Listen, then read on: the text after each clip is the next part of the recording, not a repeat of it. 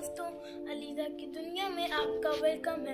अगर आपने हमारा चैनल अब तक सब्सक्राइब नहीं किया है तो प्लीज़ इसको जल्द कर दें। तो दोस्तों, मैं आज आपको एक कहानी सुनाने वाली हूँ जिस कहानी का उन्वान है एक बादशाह और एक फकीर। एक बादशाह था, उसका नाम हारून रशीद था और वो अपने ज़माने का सबसे बड़ा बादशाह गुजरा है। वो कभी कभी अपनी हुकूमत और अपनी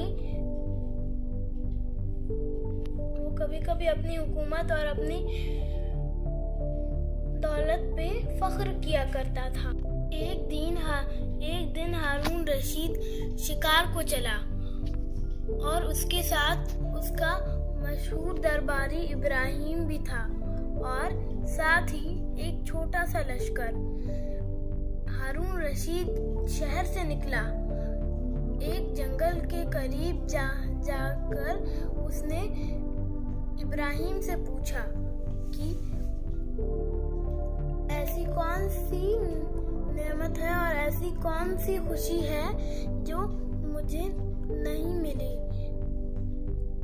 इब्राहिम: हुजूर, ऐसी कोई खुशी नहीं, ऐसी कोई नेमत और ऐसी कोई खुशी नहीं है जो आपको न मिली हो। इब्राहिम के ऐसा कहते ही एक झाड़ी में से एक आवाज आई कि तुम दोनों नादान हो, तुम दोनों को ये पता ही नहीं है कि सच्ची खुशी किसे कहते हैं। ये आवाज सुनते ही हारून रशीद और इब्राहिम दोनों डर गए। जब उन्होंने झाड़ी की तरफ देखा तो इब्राहिम ने कहा, हुजूर, कोई पागल आदमी है। फिर इब्राहिम की बात सुनकर झाड़ी से एक आवाज आई कि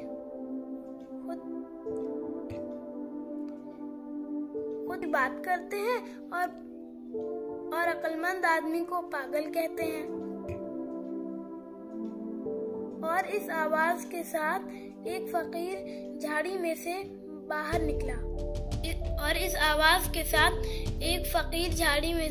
निकला, दुबला पतला और कमजोर। खलीफा ने उनसे पूछा कि तुम कौन हो। फकीर ने कहा कि मैं अल्लाह का बंदा हूँ। तो फिर से हारून रशीद ने उनसे पूछा कि तुम मेरे मुल्क के हो या किसी दूसरे मुल्क के बाशिंदे। फकीर ने जवाब दिया कि हमारा तुम्हारा बादशाह अल्लाह है।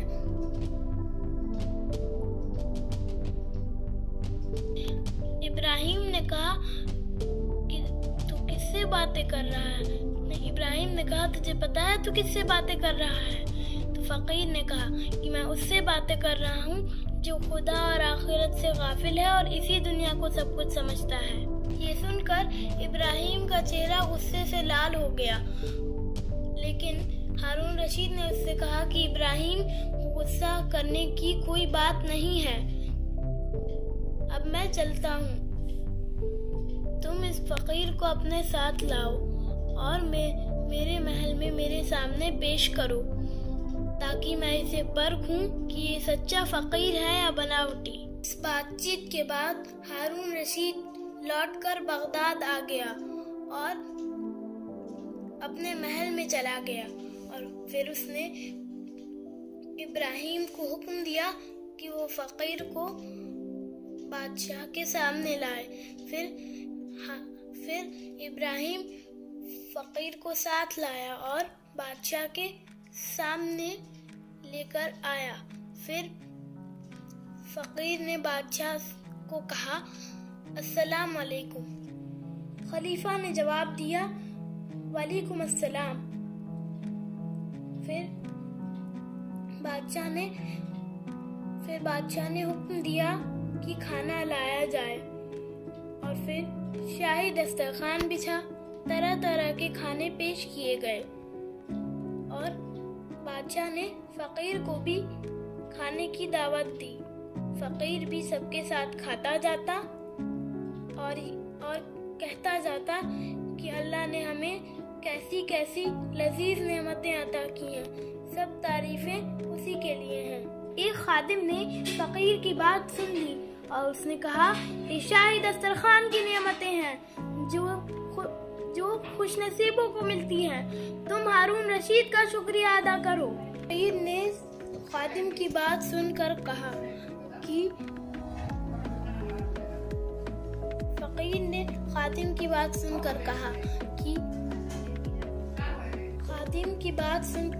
फकीर ने आहिस्ता से कहा कि